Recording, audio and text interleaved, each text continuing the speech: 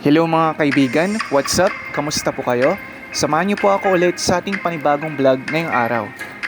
Kagabi po ay may nag-invite ulit sa atin na pumunta sa Tayug. Ito na nga ang ating pinakahintay na pagkakataon para bumili ng gamit at mag-grocery.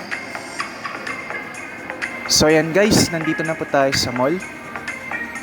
So ito na guys, namimili na po ako ng mga damit na gagamitin kapag may okasyon o kaya damit pambahay.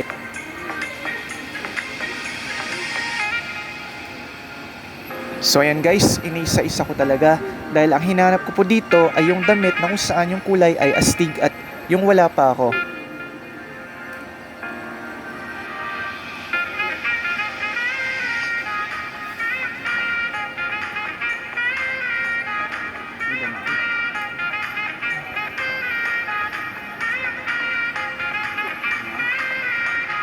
Okay guys, so eto na, nahanap ko na yung damit na gusto ko na kung saan iba-iba po yung variations ng kulay.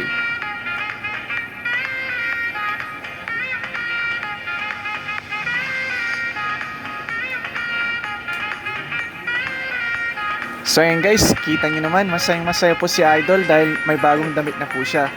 Eto na, diretso na po tayo sa counter para magbayad. Alright guys, so ito, successful po ang ating pagbabayad. Maraming salamat po sa inyong lahat.